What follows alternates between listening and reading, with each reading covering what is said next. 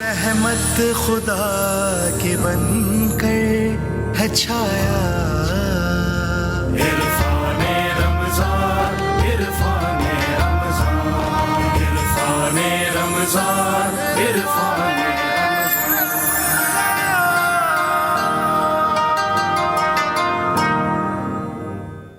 इरफान रमज़ान में खुश आमदीद। ये अफ्तार नशरियात हैं जिसमें मैं आपका मेज़बान मोहम्मद उवैस रब्बानी आपका मुंतज़र रहता हूँ। मुझे बहुत अच्छा फ़ीडबैक मिल रहा है। ये चौथा रोज़ और अब तक जितने लोगों ने इस ट्रांसमिशन को देखा है, हमें अच्छे कलिमात में दुआओं में याद किया है, खैर के पैगामात भेजे हैं उलमा कराम की बदौलत, और ये आपकी मोहब्बत वाली नज़रों की बदौलत है। हमारी कोशिश है कि इत्तेहाद, इत्तफाक और सबसे बढ़ के ये कि अहकाम इलाही की पासदारी करते हुए इसकी तबलीग और इसकी नशर व अशात का सिलसिला इस तरह से जारी रहे। मैं आज के प्रोग्राम में बाकायदा सवाल और जवाब का आगाज़ करता हूँ। इससे शऊर और आगाही में इजाफा होता है और इसी का इरफान रमज़ान बनता है। सबसे पहले अल्लामा साहब, मुफ्ती साहब, मैं आपसे सवाल पूछना चाहता हूँ। रोज़ों के मसाइल रहते हैं, हम हर साल ये सवाल पूछते हैं और आपको तो एक उम्र हो गई जवाब देते हुए, मगर बाज़ अगत ऐसा होता है कि चलते फिरते कोई भूल ही जाता है और फिर उसके लिए याद दहानी का मसला होता है तो आसानी हो जाती है। मुसाफिर के लिए रोज़े में क्या अहकामात हैं? अगर वो कितने दिन का सफ़र कर रहा है तो रोज़ा रखे ना रखे और बाद में उसकी क़ज़ा कैसे करे? बिस्मिल्लाहिर्रहमानिर्रहीम नहमदुहु व नुसल्ली व नुसल्लिमु अला रसूलिहिल करीम व अला आलिहि व अस्हाबिहि अजमाइन। असल में माह रमज़ान आता है एक साल के बाद, तो एक साल के बाद जो चीज़ आए उसकी बहुत सी मुतल्लिक़ा चीज़ें भूल जाती हैं। जी। तो माह रमज़ान के रोज़ों का तरावी, माह रमज़ान के मसाइल का, रोज़ों का, तरावी का भूल जाना, तो ये एक फितरी अमर है, इसमें कोई हर अच्छी बात नहीं। सही फरमा रहे हैं। कुरान करीम ने फरमाया कि व इन कुंतुम मर्दा औ अला सफ़रिन फ़इद्दतुम मिन अय्यामिन उख़र। अगर तुम में से कोई बीमार हो जाए या तुम में से कोई मुसाफिर हो जाए तो फरमाया कि दूसरे दिनों में उसकी जो गिनती है वो मुकम्मल कर लो। सही। और अगर मुसाफिर ये समझता है कि मेरा सफ़र मुशक्क़त वाला नहीं है, अच्छा, और मैं आसानी से रोज़ा रख सकता हूँ और मौसम भी ऐसा है बर्दाश्त कर सकता हूँ, तो उसे क़ज़ा पर न ले जाए, बेहतर है कि वो रोज़ा रख ले, रोज़ा रख ले। मैं मुसाफिर हूँ, अल्हम्दुलिल्लाह मैं रोज़े से हूँ। अच्छा। तो मुसाफिर को रोज़ा रखना चाहिए अगर उसका सफ़र कुल्फ़त का ना हो। सही। और अगर मुशक्क़त का सफ़र है तो शरीयत ने रुख्सत दी है। वैसे भी ख़ुद सफ़र का मकाम मुशक्क़त के है, लिहाजा जिस मुसाफिर का सफ़र कुल्फ़त वाला और तकलीफ़ वाला न हो, वो भी अगर रुख्सत पर अमल करना चाहे तो कर सकता है। तो मुसाफिर बाद के दिनों में रोज़ा रखे, ठीक है। लेकिन यह है कि अगर कोई शख्स जिसने घर से सफ़र किया और वो 15 दिन की नीयत से किसी जगह जा रहा है कि मैं 15 दिन वहाँ ठहरूँगा, जी, तो जब तक कि वो सफ़र में है तो मुसाफिर है। सही है। और जब वहाँ पहुँच गया और उसने नीयत कर ली 15 दिन की तो वो मुकीम हो गया। अच्छा। अब उसने वहाँ पर, हमारी नज़र में बादी और राय में तो मुसाफिर है, लेकिन वो मुकीम का हुक्म रखता है। अच्छा। लिहाजा वो ऐसे है कि जैसे इस शहर का बासी है। सही है। तो कोई और उज़्र नहीं है तो उस पर रोज़ा रखना फ़र्ज़ है, वो रोज़ा रखे। फ़र्ज़ है, वो रखेगा। ठीक हो गया। अल्लामा साहब, इसमें मैं आपकी भी राय लेना चाहता हूँ। 15 दिन का ये ख़ास ये मुद्दत तय है और इसके अलावा ऑप्शन है रखे ना रखे छूट के लिए? इसके आपकी खिदमत में कर दूँ कि ज़ाहिर है कि मुफ्ती साहब ने जो फरमाया वो फ़िक़्ह हनफ़ी या अहले सुन्नत वल जमात का मसला है। मैं भी चाह रहा हूँ कि ज़रा सा अपने लोग बता दूँ कि फ़िक़्ह जाफ़रिया के मुताबिक सफ़र में रोज़ा, सफ़र मशक्क़त वाला हो या ना हो, सफ़र में रोज़ा हमारे यहाँ नहीं है। हुक्म है, बहरहाल फ़िक़ही हुक्म है, या कोई बहस मुबाहिसा तो है नहीं, फिर अपना हुक्म बताना है लोगों को।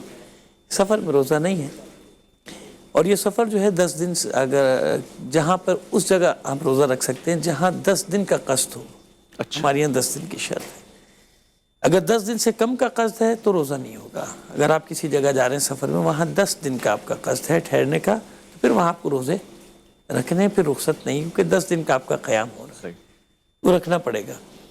और इसीलिए मैंने अर्ज़ किया कि हमारे यहाँ क्योंकि मुसाफिर के लिए है कि वह आपका दिल चाहे या ना चाहे, कमज़ोरी है या नहीं है, आपको रोज़ा नहीं रखना, बाद में रखना है, सफ़र में रोज़ा नहीं रखना। हाँ, रमज़ान के अलावा सफ़र में वो रोज़े रखे जा सकते हैं जो आपने कोई मन्नत मानी हुई है। نظر کی ہوئی ہے، عہد کیا ہوا ہے، قسم کھائی ہوئی ہے، وہ روزے سفر میں رکھے جا سکتے ہیں۔ رمضان کے روزے خاص طور پہ ہمارے یہاں سفر میں، اگر سفر مسافر ہے سفر میں جا رہا ہے تو سفر میں اس کے لیے روزہ ٹھیک ہے، اچھا اس کی قضا کا کیا حکم ہے ان روزوں روزہ رکھے گا، قضا رکھنی پڑے گی؟ وہ تو واجب ہے نا، واجب ہے، گنتی پوری کرنی ہے نا اس کو، بعد میں گنتی پوری کرنی کہ نہیں کرنی ہے، صحیح ہے، اس گنتی کو پورا کرنا ہے، جو قرآن مجید میں یہی تو فرمایا گیا، ایام معدودات فمن کان منکم مریضا او علی سفر فعدۃ ایام اخر، تو اس میں کیا کرے، جو دوسرے ایام میں گنتی پوری کرے، ان روزوں کو پورا رکھے گا۔ ٹھیک ہے، ٹھیک ہے مفتی صاحب، چونکہ روزے پہ ہی بات ہو رہی ہے مگر ساتھ میں نماز کو جوڑوں گا، یہی حکم ہے روزے اور نماز کے لیے، اور اس کا فاصلہ کیا نہیں، شہر کی کس حد سے باہر نکل جائے، کلومیٹرز میں اگر ناپے تو کیا ہوگا؟ نہیں، حکم میں تھوڑا سا فرق ہے۔ اب روزے میں تو یہ ہے کہ وہ چاہے تو نہ رکھے اور بعد میں اس کی قضا کر لے، نماز میں ایسا حکم نہیں ہے کہ وہ بعد میں قضا کرے یا چھوڑ دے، نماز تو پڑھنی ہے مگر اس میں تخفیف ہے۔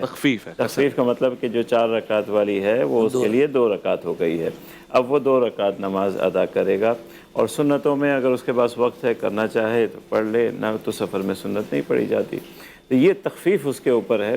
باقی احکامات مسافرت کے وہی ہیں جو مفتی صاحب نے ذکر کیے کہ سفر شروع ہوتا ہے 38 میل سے، 38 میل دور جانے کا ارادہ ہو، اگر قریب شہر ہے بالکل لگا ہوا ہے 38 میل کی مسافت نہیں ہوتی تو پھر وہ سفر شمار نہیں ہوگا، اور پھر سفر 15 دن کی قصد جیسے کہ فقہ حنفی کے نزدیک اور فقہ جعفریہ کا جیسے علامہ صاحب نے فرمایا 10 دن کا ہے کہ اس سے کم کا قصد ہو، اگر اس سے زیادہ کا قصد ہے تو راستے میں تو وہ نماز کا تخفیف کر سکتا ہے، مگر جب اپنی منزل پہ پہنچ جائے گا تو پھر اس کو پوری نماز پڑھنی پڑے گی۔ ٹھیک ہے، واضح ہو گیا، یہ روزے کے مسائل ہیں، ان کا ذکر ہو رہا ہے، 10 دن اور 15 دن کا ایک چھوٹا سا فاصلہ رہا، البتہ یہ طے ہو گیا کہ یہ آپشن نہیں ہے اس طرف، اور دوسری طرف یہ کہ ایک آپشن ہے، اگر سفر میں آپ کو آسانی ہو اور دقت نہ اٹھانی پڑے تو آپ رکھ سکتے ہیں۔ میں بعض مسائل ایسے بھی رکھتا ہوں جو آپ کی اور میری زندگی سے بہت زیادہ جڑے ہوئے ہیں، مگر ایک مختصر سے وقفہ لے رہا ہوں، لوٹ کر آؤں گا، عرفان رمضان میں آپ کا انتظار رہے گا۔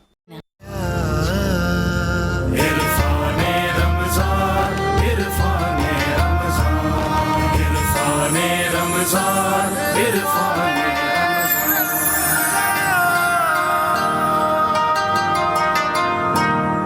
عرفان رمضان میں خوش آمدید، الف لام میم میں گفتگو جاری ہے، روزے اور اس کے مسائل سے منسلک آپ کے لیے بہت خاص ہے، آپ تمام روزے دار اللہ تعالیٰ آپ کے روزے قبول فرمائے، اگر ان مسائل سے گزرتے ہیں تو پھر ان کا حل بھی جان لیں، اور آپ ہو سکتا ہے کہ لا علمی میں غلطی اور گناہ کر جائیں، بہرحال اللہ معاف فرمائے، لیکن اگر پتہ ہوگا تو بہت آسانی ہوگی، اور جن کو نہیں پتہ ہوگا ان کو آپ سے پتہ لگ جائے گا۔ علامہ صاحب ایک اور بات روزے سے جڑی ہوئی ہے، روزے میں خون کا عطیہ دینا کیسا ہے، مناسب ہے، اس میں کوئی حرج تو نہیں ہے؟ خون کا جو عطیہ ہے یعنی خون دینا اور خون لینا، ہماری فقہ حنفی کی روشنی میں اور ان کے قواعد اور ضوابط کی روشنی میں اس سے روزے میں فساد نہیں آتا، صحیح ہے، روزہ فاسد نہیں ہوتا۔ روزے کا جو فساد ہے ہمارے ہاں جو ضابطہ فقہا نے لکھا ہے وہ یہ ہے کہ جو منافذ معتادہ ہیں، یعنی وہ سوراخ اور وہ راستے کہ جو پیٹ کو جاتے ہیں، اور عمومی طور پر عادت یہ ہے کہ ان کے ذریعے سے غذا دوا وغیرہ وہ پیٹ میں ڈالی جاتی ہے، تو ان سے روزہ ٹوٹ جاتا ہے۔ وہ منافذ معتادہ کون سے ہیں؟ منہ سے ہم کھانا کھاتے ہیں، ناک، بسا اوقات ناک بند ہوتا ہے تو ہم ڈراپ وغیرہ ڈالتے ہیں، بیمار ہو تو نل کی ناک میں لگا کر اس سے غذا منتقل کی جاتی ہے۔ ایسی ہی اسی طریقے سے جو انسان کا مقعد ہے وہ وہاں سے بھی، تو جو چیز منافذ معتادہ سے جائے گی اس سے روزہ ٹوٹے گا جب وہ چیزیں پیٹ میں لے گی۔ صحیح۔ البتہ جو آنکھ ہے، آج کل کی تحقیق کے مطابق آنکھ میں 2 چھوٹے چھوٹے راستے ہیں، ایک اس طرف اور ایک اس طرف، ٹیوبس ہیں، اور اگر دوا میں آنکھ میں دوا ڈالی جائے تو وہ دوا ان ٹیوبس کے ذریعے حلق میں جاتی ہے۔ ایسی اگر کان کا پردہ پھٹا ہوا ہے تو پھر کان سے وہ چیز حلق میں جائے گی اور حلق سے پھر پیٹ میں جائے گی۔ تو ان منافذ کے ذریعے اور ان راستوں سے جو چیز پیٹ میں جائے گی، دوا یا غذا یا کوئی چیز، تو اس سے روزہ ٹوٹ جائے گا۔ صحیح ہے۔ اچھا، اور اگر اس کے علاوہ جیسے مسامات ہیں، پسینہ آتا ہے نا، تو اللہ نے بدن میں ایک اس میں کروڑوں مسامات پیدا کیے ہیں، وہ جو مسامات ہیں ان سے اندر کی چیزیں خارج بھی ہوتی ہیں اور باہر کی چیزیں داخل بھی ہوتی ہیں. اگر ہم نہاتے ہیں تو مسامات کے ذریعے پانی کے اجزاء اندر جاتے ہیں. اسی طریقے سے تیل لگایا جائے، مالش کی جائے تو مسامات کے ذریعے اندر جاتا ہے. تو یہ بھی تو منافذ ہیں، لیکن یہ معتاد نہیں ہے. صحیح. یہ مسامات ان کو کہا جاتا ہے، مسامات کے ذریعے جانے والی چیزیں. ایسی رگ کے ذریعے جو جانے والی چیزیں چونکہ ان مخصوص راستوں سے ہٹ کر ہے، اس لیے یہ میں نے ایسی ضابطہ آپ کو بتایا تاکہ یہ معلوم ہو جائے، بیشتر احکام جو ہے وہ اس سے لوگ عکس کر سکیں. تو چونکہ وہ جو ہے خون لینا اور دینا اس کا تعلق رگوں سے ہے، جی. اور رگیں منافذ معتادہ میں سے نہیں ہے، اس لیے روزہ نہیں ٹوٹے گا نہ خون دینے سے نہ خون لینے سے. ٹھیک ہے، روزہ باطل بھی نہیں ہوگا، ٹوٹے گا بھی نہیں، اور اس کو کوئی حرج نہیں پہنچے گا. اس انداز سے ہی ہوگا. علامہ صاحب، خون کا معاملہ تو ہمیں سمجھ میں آ گیا. ایک ماں جو بچے کو دودھ پلاتی ہے، نو مولود ہے، اس کو دودھ پلانے سے اس کے روزے کو کوئی فرق پڑے گا؟ صرف ایک صورت میں فرق پڑے گا. ایک تو میں وہ وضاحت کر دوں کہ وہی ہمارے یہاں بھی مسئلہ ہے کہ خون دینے یا لینے سے روزہ فاسد نہیں ہے، روزہ باطل نہیں ہوتا، کراہت ہے. لیکن روزہ باطل، روزہ اس کا اپنی جگہ بالکل ٹھیک ہے. اسی طرح دودھ پلانے والی جو خاتون ہے نا، اگر کمزوری کا خطرہ ہے، زیادہ کمزوری ہوتی ہے دودھ پلانے سے، بچے کو زیادہ دودھ پیتے ہیں، تو اس صورت میں اس کے اوپر روزہ نہیں ہے. اچھا. لیکن اگر وہ قابل برداشت ہے، پلا سکتی ہے اور روزہ بھی رکھ سکتی ہے، جیسے ہوتی ہیں مائیں رکھتی ہیں، دودھ بھی پلاتی ہیں، روزہ بھی رکھتی ہیں، پھر وہ روزہ رکھ سکتی ہے، اطمینان سے روزہ رکھے، کوئی حرج نہیں ہے. کوئی حرج نہیں. لیکن اگر مشقت کا باعث ہے اس کے لیے، تکلیف کا باعث، کمزوری بہت زیادہ ہے کیونکہ اسے مسلسل غذا دینی ہے نا اپنے بچے کو، یا اگر کسی دوسرے کا بھی بچہ ہے اس کو دودھ پلاتی ہے، جس دودھ پلانے والی بھی خواتین ہوتی ہیں، تو اس صورت میں اس کے روزے کی رخصت ہے. بعض میں اس روزے کی قضا رکھے، ان روزوں کی قضا رکھے، لیکن رکھ سکتی ہے، طاقت ہے، روزہ رکھے. ٹھیک ہے، بہترین ہو گیا. مفتی صاحب، وہ ہمارے جوان جو سرحد کی تحفظ کی قسم کھائے بیٹھے ہیں اور روزے میں، گرمی میں، سردی میں ہوتے ہیں سرحدوں کے اوپر، ان کے لیے روزے کے کیا احکامات ہیں؟ اگر ٹیمپریچر اس قدر ناقابل برداشت ہو یا عام معلومات میں یا عام معاملات میں بھی اگر گھرا ہوا تو کیا کرے؟ دیکھیے، دین ہماری شریعت اور نبی کریم صلی اللہ علیہ وسلم کی تعلیمات بہت ہی انسان کے لیے شفقت بھری ہیں. کبھی بھی کسی بھی ہماری فرائض میں، عبادت میں ایسی سختی نہیں ہے کہ آپ نے ہر حال میں کرنی ہے اور ہر تکلیف اور مشقت اٹھا کے. آپ کھڑے نہیں ہو سکتے، بیٹھ کے نماز پڑھ لیں، بیٹھ نہیں سکتے لیٹ کے نماز پڑھ لیں، لیٹ نہیں سکتے اشاروں سے نماز پڑھ لیں، قبلے کی طرف رخ نہیں کر سکتے. جی، تو یہ شریعت نے اس چیز کا خیال ہے. اور روزے کے اندر چاہے سرحد پر ہوں چاہے گھر پر ہوں، کبھی بھی ایسی کیفیت ہو جائے، جیسے بھی علامہ صاحب نے بھی ایک کیفیت کا ذکر کیا کہ روزہ آپ کو تکلیف دے رہا ہے، آپ کی سکت سے باہر ہو گیا ہے، بھوک آپ سے برداشت نہیں ہو رہی، پیاس آپ سے برداشت نہیں ہو رہی، تو پھر آپ کو اجازت ہوتی ہے کہ آپ روزہ نہ رکھیں اور اس کی قضا کر لیں، چاہے شدت ہو. لیکن واقعی میں اس درجے کی شدت ہونی چاہیے. ہمارے یہاں تو ایسے بھی میں نے دوست دیکھے ہیں کہ زکام میں بھی روزہ نہیں رکھتے کہ میں بیمار ہوں. اللہ اکبر. تو یہ تو مذاق ہے نا. ایسوں کے لیے کیا سزا ہے پھر؟ کوئی سزا ہے؟ ہر چیز نے، شریعت نے ایک پیمانہ مقرر کیا کہ آپ کی طاقت سے باہر ہو جائے، اور ڈاکٹر آپ سے کہے کہ واقعی آپ اس چیز کی تحمل نہیں کر سکتے، کمزور ہیں، تو اس صورت میں شریعت نے آپ کو اجازت دی ہے کہ آپ روزہ نہ رکھیں، اگر رکھا ہوا بھی ہو. پیمانہ مفتی صاحب نے پیمانہ بتایا وہی. اس میں تو مجتہد وہی ہوا نا، ڈاکٹر ہوا نا. ڈاکٹر اگر یہ طے کر لے کہ آپ کو روزہ نہیں رکھنا ہے تو پھر آپ روزہ آپ نے نہیں رکھ سکتے. اور وہ جو اور ہے بھی تو اسے آپ توڑ کر کے آیت میں بھی تو وہی ہے جو انہوں نے فرمایا، یرید اللہ بکم العسر یسرا ولا یرید بکم العسر. اسرا، اللہ آسانی چاہتا ہے، مشکل تو نہیں آپ کو چاہتا. میں اپنی زندگی کا ایک واقعہ بتاؤں. جی، بیان فرمائیں. میں مدینہ طیبہ ایک بار حاضر ہوا، عمرے کے لیے گیا تھا. تو لطیفہ یہ ہوا، میں مسجد نبوی شریف گیا اور ایام روزہ سے کچھ دن پہلے پہنچا. تو جب میں پہنچا تو دسترخوان لگا ہوا تھا مسجد نبوی شریف میں. تو دادو کے ایک ہمارے سندھی بھائی ہیں، انہوں نے مجھ سے مسئلہ پوچھا کہ مجھ مجھے شوگر ہے، میں کتنی کھجوریں کھا سکتا ہوں؟ تو میں نے ان سے کہا بھائی جتنی آپ میں طاقت ہے آپ کھائیں. کہنے لگے پھر بھی. میں نے کہا دیکھیے آپ خود مفتی ہیں، آپ اپنے آپ کو جانتے ہیں، اپنے حالات سے واقف ہیں. جی. کہنے لگے میں آج کل 20 کھا رہا ہوں کھجوریں. میں نے کہا شوگر کے باوجود؟ کہنے لگا. میں نے کہا یار پھر تو آپ کو معاف ہے، آپ کلو کھا جائے، کیا ہے؟ صحیح ہے. جب میں نے سنا کہ بھائی یہ شوگر کا مریض ہے، 20 کھجوریں کھا رہا ہے، مجھے ہائی بلڈ پریشر ہے، ہاں، تو میں 2-3 کھجوریں کھاتا تھا، مجھے بھی شوق چڑھا تو میں نے کہا چلیں 5-6 تو میں بھی کھا لوں. تو میں 2-3 دن 4 دن تک ایسی کرتا رہا. اچھا. پھر رمضان شریف آ گئے. میں فجر کے بعد گیا اور میرے کان میں یہاں درد اور بہت شدید درد, اچھا کہ جو کانوں کا کنارہ ہے نا اس میں درد, جی میں نہ بیٹھ سکتا ہوں نہ لیٹ سکتا ہوں. میں نے دوست کو فون کیا, میں نے کہا مجھے شک پڑتا ہے میرا بلڈ پریشر شوٹ کر رہا ہے, تو آپ مجھے کسی قریبی اسپتال میں لے جائیں. وہاں المستشفیٰ جو ہے قریب میں ہے, مدینہ وہاں مجھے, وہاں پاکستانی ڈاکٹر تھا, صحیح, اس نے مجھے چیک کیا.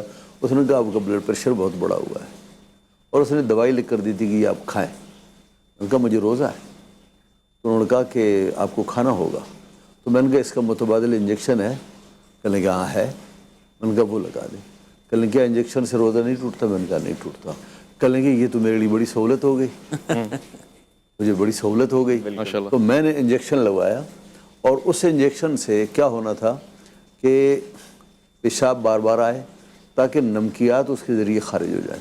اس نے مجھ سے کہا کہ آپ کو واش روم 3-4 دفعہ جانا پڑے گا, سیٹ ہو جائے گا. اور اسی طرح سے ہوا کہ میں سیٹ ہو گیا. کہنے کا مقصد یہ تھا کہ ڈاکٹر جو ہے وہ بہتر جانتا ہے کہ مریض کی کنڈیشن کیا ہے, اور اس وقت اسے دوا کھلانی چاہیے یا نہیں کھلانی. لیکن ہم نے ان کی جو مدد کی شرعی وہ یہ کی کہ اگر اس کا متبادل انجیکشن ہے تو پھر آپ بھی آزاد اور ہم بھی آزاد. آسان, بہت خوب, بہت خوب. اچھا, جو آپ فرما رہے ہیں اللہ تعالیٰ آپ کو ایسے سفر اور نصیب فرمائے. یہ سعادتوں والے سفر ہیں کہ مدینہ منورہ حاضری ہو, بار بار ہو, ہمارے لیے خوش نصیبی دی ہے. اور آپ جب سکھر سے تشریف لے کر آتے ہیں, اتنی دور کی مسافت ہے, تو ہمیں بہت خوش قسمتی ملتی ہے, سعادت ملتی ہے. ایک تحفہ بھی آپ کے لیے ہے, اس کو قبول فرمائیے گا. ساتھ ساتھ میں وسیم عباسی صاحب سے گزارش کروں گا کہ نعت کا تحفہ اگر آپ پیش فرما دیں تو یہ بہت زیادہ اعجاز کی اور افتخار کی بات ہوگی.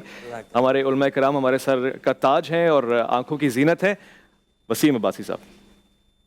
حال دل کس کو سنائیں, آپ کے ہوتے ہوئے, حال دل کس کو سنائیں, حال دل کس کو سنائیں, آپ کے ہوتے ہوئے, کیوں کسی کے در پہ جائیں, آپ کے ہوتے ہوئے, کیوں کسی کے در پہ جائیں, آپ کے ہوتے ہوئے. اپنا جینا اپنا مرنا بس اسی چوکھٹ پہ ہے, ہم کہاں سرکار جائیں, آپ کے ہوتے ہوئے, ہم کہاں سرکار جائیں. میں یہ کیسے مان جاؤں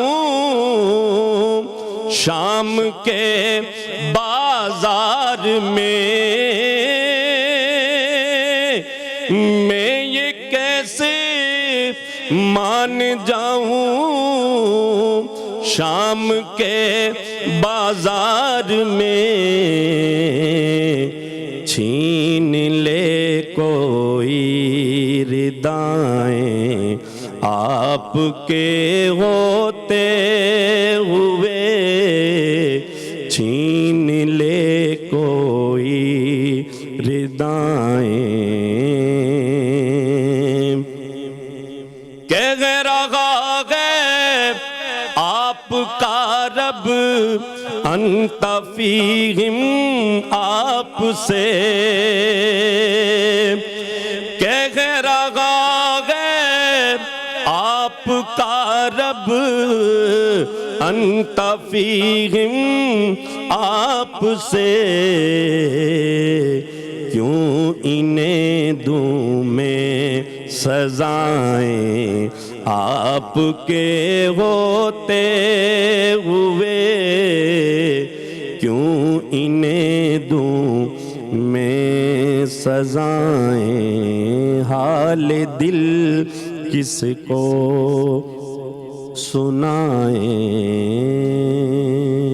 سبحان اللہ، ماشاء اللہ، حال دل کس کو سنائیں آپ کے ہوتے ہوئے۔ یہاں پہ جو ایک مصرع آیا شام کے بازار کا تو کیفیت بدل گئی، اب گمان وہاں تک چلا گیا جہاں شرم سے آنکھیں جھک جاتی ہیں۔ بعض باتیں ایسی ہوتی ہیں جو بیان بھی نہیں کر سکتا انسان، البتہ یہ کہ ہمیں بہت پیار ہے آل نبی سے، سرکار کی آل سے، سرکار کے ہر اس میں سمجھتا ہوں غلام سے جس کو غلامی کا شرف حاصل ہوا ہے، اس ذرے سے جس سے آپ گزرے ہیں، جس کو آپ نے چھوا ہے، اس گفتگو سے، اس کلام سے جس کو آپ کی زبان اقدس نے بیان فرمایا ہے، اور یہ حق ادا کرتے رہیں گے۔ پروردگار تمام مزارات کی حفاظت فرمائے اور مقدس مقامات کی حفاظت فرمائے، بارہا ہمیں زیارت نصیب فرمائے، ہم جائیں اور سلام بھیجیں ان شخصیات کو کہ جنہوں نے ہمیں مشعل راہ دکھائی ہے، زندگی جینے کا سلیقہ دکھایا ہے۔ عرفان رمضان میں ایک مختصر سا وقفہ آپ کا انتظار رہے گا۔ کہ بن کر ہے چھایا عرفان رمضان، عرفان رمضان، عرفان رمضان، عرفان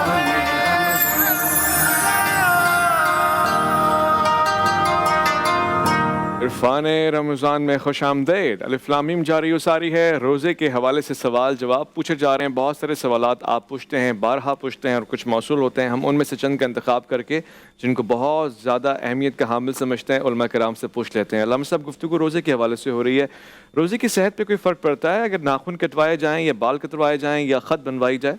کیا مطلب ہے؟ پہلی رمضان سے جب 30 رمضان تک پڑے تو وہ وحشی نظر آئے، وہ ناخن اس کے اتنے بڑے ہوئے ہوں، بال اس کے یہاں تک، مونچھیں اس کی یہاں پہ آئی ہیں، کیا مطلب ہے؟ یہ روزے کی حالت کے علاوہ تو نہیں ہے۔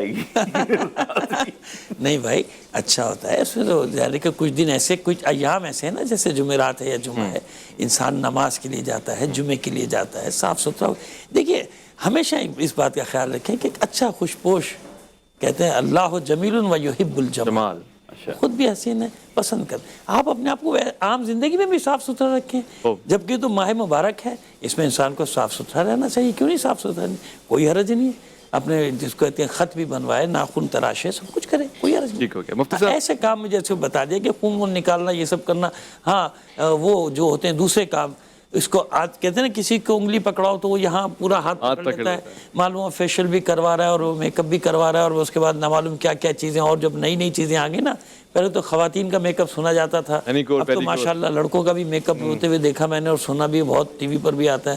تو وہ سب چیزوں کے لیے ظاہر کراہت ہوگی، وہ منع ہوگا، لیکن عام چیزیں جو ہیں ان کے تو صفائی ستھرائی کوئی ایسا مناسب ہے۔ اچھا، یہ تو بہت اچھی بات ہے، اندازہ ہو گیا۔ مفتی صاحب، روزے کی حالت میں ہم برش کرنے کو کس حد تک مناسب سمجھتے ہیں؟ وہ برش جو ہم اچھی طرح سے کرتے ہیں، اس میں احتیاط کی ضرورت ہے۔ اگر وہ جو پیسٹ ہے اگر وہ حلق سے اتر جائے گی تو روزہ ٹوٹ جائے گا، اس میں ظاہر اس میں خوشبو اور بڑی ساری چیزیں، احتیاط کی ضرورت ہے، پیسٹ۔ اور یہ آدمی کنٹرول بھی نہیں کر سکتا۔ اگر وہ کم یوز کرے اور اس کے بغیر نہیں رہ سکتا تو وہ الگ بات ہے۔ اگر وہ بالکل اس بات کا یقینی طور پر خیال رکھ سکتا ہے کہ وہ پیسٹ جائے گا، مسئلہ اس وقت ہوگا جب پیسٹ اندر چلا جائے گا۔ اچھا، اگر اندر نہیں جاتا ہے تو تب تک تو روزہ نہیں ٹوٹتا، لیکن احتیاط یہ ہے کہ وہ نہ استعمال کرے، مسواک استعمال کرے۔ مسواک استعمال کرنے سے کچھ نہیں ہوتا، اور کر سکتا ہے تو وہ کر سکتا ہے۔ سحری کے بعد، سحری کا وقت ختم ہونے سے پہلے کر اس وقت کر لے۔ اچھا، خوشبو کا بھی روزے سے کوئی ذائقہ تو نہیں ہے؟ کوئی لگا رہا ہے خوشبو تو مسئلہ نہیں ہے، لگائے کوئی حرج نہیں۔ ٹھیک ہے، ٹھیک ہے۔ مفتی صاحب، سوالات میں سے کچھ یہ سوال بھی ہمارے پاس آئے ہیں، روزے کی نیت کرنا، الفاظ کا پڑھنا صحیح ہے یا ضروری ہے یا واجب یا فرض ہے؟ دیکھیں، نیت نام ہے دل کے ارادے کا، نیت کا تعلق الفاظ سے نہیں، نیت کا تعلق دل کے ارادے سے ہے۔ اور صحابہ کرام علیہم رضوان، نبی پاک صلی اللہ تعالیٰ علیہ وسلم سے جو چیزیں منقول ہیں وہ یہ ہیں کہ آپ نیت زبان سے فرمانا کہیں ثابت نہیں ہے، اور ارادے کا نام ہے۔ ایک شخص ہے، اس نے سحری کھا لی، سحری کھانا ہی نیت کے قائم مقام ہے، اس لیے کہ وہ سحری آگے پیچھے تو نہیں کھا رہا، آج کھا رہا ہے، تو سحری کھانا اس بات کی دلیل ہے کہ اس نے روزہ رکھنا ہے، اس لیے یہ نیت کافی ہے۔ ایک آدمی گھر سے چلا، نماز کے لیے جا رہا ہے اور کوئی کام ہے ہی نہیں اس کا، اور امام کو پایا اور اس وقت نیت کا استحضار تازہ نہیں ہے، لیکن نیت کا یوں تو استحضار ہے، تازہ نہیں ہے، نماز ہو جائے گی ایسی جنازے کے لیے۔ لیکن البتہ یہ ہے کہ زبان سے اگر نیت کر لے تو اس میں کوئی حرج کی بات بھی نہیں، ٹھیک ہے، تاکہ زبان اور دل میں مطابقت اور موافقت ہو جائے. بہت خوب، بہت خوب. اور اس سے تھوڑا سا یہ ہوتا ہے کہ ایک عبادت کرنے والا آدمی اس کو زیادہ اطمینان مل جاتا ہے. پروٹوکول اچھا ڈیفائن ہو جاتا ہے. بجا فرمایا آپ. تو اس لیے آپ نے یہ دیکھا ہوگا کہ ہم اس پر عمل کرنے کے باوجود کہ نیت دل کے ارادے کا نام ہے. آپ نے دیکھا ہوگا علماء کو کہ جب جنازہ تیار ہوتا ہے اور تو نیت بتائی جاتی ہے کہ نیت کی میں نے 4 تکبیر نماز جنازہ فرض کفایہ کی. وہ صرف اس لیے ہوتا ہے کہ تاکہ لوگوں کو ایک استحضار وہ ہو جائے. جی اس میں کوئی حرج کی بات نہیں ہے. ٹھیک ہے. البتہ یہ ہے لاہور اور اس کے مضافات میں فقہ جعفریہ کے مطابق اذان مغرب کا وقت ہوا چاہتا ہے. تو بہت دفعہ یہ ٹی وی مباحثوں میں بھی یہ بات سامنے آئی اور یہ معاملہ بہت آسان ہے. بہت سے لوگ یہ کہتے ہیں کہ کل کا روزہ کون سا ہے؟ تو وہ تو روزہ ہم رکھنے جا رہے ہیں، یہ آج کا روزہ ہے، کل کا روزہ کون سا ہے؟ جی اصل میں بات یہ ہے کہ ہم کل کسے کہتے ہیں؟ کل سے مراد ہے کل کا دن. جو دن شروع ہوتا ہے وہ سحری کے بعد ہوتا ہے اور فجر سے شروع ہوتا ہے. صحیح آج مثال کے طور پر آج ہم نے روزہ رکھا ہوا ہے، صحیح. تو ہمارا روزہ کب سے شروع ہوا؟ رات سے شروع نہیں ہوا. ٹھیک ہے. ہمارا روزہ جو شروع ہوا ہے وہ فجر شروع ہونے سے شروع ہوا ہے. بہت خوب، بہت خوب. اب جو فجر ہے، آج کی جو فجر تھی، یہاں سے دن کا آغاز ہوا ہے، اس سے ایک لمحہ پہلے کل ہی تو ہے وہ. بہت خوب، بہت خوب. آپ نے وضاحت فرمائی. یوم اور دن میں فرق بتا دیا. یعنی یوم کا آغاز تو رات کو ہو گیا، مگر دن کا آغاز جو ہے وہ فجر کے بعد سے ہو رہے ہیں، سورج کے نکلنے سے. یوم اور دن ویسے تو اس کا مطلب ایک ہی ہے. شریعت اسلامی میں جو رات ہے وہ دن کے تابع ضرور ہے، جی، لیکن دن کا الگ مقام ہے، دن کے الگ احکام ہے، رات کے الگ احکام ہے. اب مثال کے طور پر رات جو ہے وہ دن کے تابع ہے، لیکن جو آپ نے عشاء کی نماز پڑھی ہے وہ دن میں تو نہیں پڑھی ہے، رات میں پڑھی ہے آپ نے. ہے رات ہی، لیکن جو روزہ ہے اس کا تعلق صرف اور صرف دن سے ہے، رات سے ہے. یہ بڑا اچھا مفتی صاحب نے اس کی وضاحت کی، بہت اچھا. اگرچہ کہ جیسے انہوں نے خود بھی فرمایا کہ یوم کا اطلاق 24 گھنٹے پہ ہوتا ہے وہ الگ، لیکن دن الگ ہوتا ہے، رات الگ الگ اصطلاحات اس کے لیے استعمال. ایک چیز 10 سیکنڈ دے دیں کہ وہ ایک چیز مسئلہ کیونکہ فقہی ہے اس لیے بتانا چاہ رہا ہوں کہ خوشبو کا استعمال جو ہے نا اس میں تھوڑا سے کراہت کا اندیشہ ہے. ہاں، خوشبو کا استعمال بہت زیادہ نہ کیا جائے. یہ اس لیے میں نے بتا دیا کہ فقہ جعفریہ میں ہے، پھر ایسا نہ کوئی کہے گا کہ نہیں مولانا نے کہا کہ خوشبو وغیرہ بھی. خوشبو کے استعمال میں تھوڑا سا پرہیز کیا جائے کیونکہ وہ بھی مہک ہے نا پوری سانسوں کے ساتھ انسان. یعنی اگر میں نے روزہ رکھا ہے تو میں پرفیوم یا عطر نہیں لگاؤں؟ احتیاط کرے.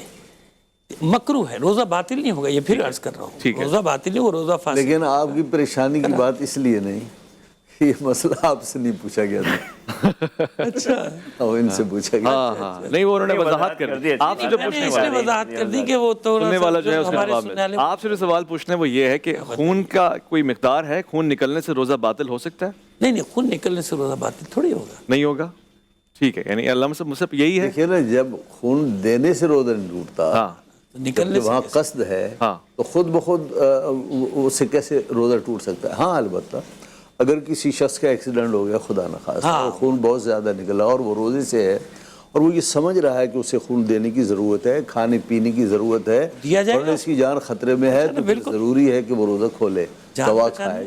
بالکل بالکل بالکل بالکل ایسے. صحیح، بہت خوب، بہت خوب. اچھا، چونکہ روزے کے مسائل پہ ہم بات کریں، بعض اوقات ایسا ہوتا ہے ہم روزے سے ہوتے ہیں اور ہمیں صحیح وقت کا اندازہ نہیں ہوتا. ہمیں لگتا ہے اذان آ گئی ہے یا نہیں آئی ہے اور ہم تھوڑا آگے پیچھے ہو جاتے ہیں. غیر دانستہ طور سے روزے کی صحت پہ کوئی فرق تو نہیں پڑتا؟ دیکھیے، اس میں تو یہ ہوتا ہے آج کل کے دور میں تو یہ مسئلہ شاید پیش نہیں آنا چاہیے کیونکہ اتنے ذرائع، اتنے وسائل ہیں. ایک موبائل بھی ہو تو انسان صحیح وقت. لیکن یہ فقہی مسئلہ تو ہے نا، انسان کسی ایسی جگہ پھنس گیا ہے جہاں اسے اندازہ نہیں ہو رہا نا، تو 2-3 شواہد ہوتے ہیں.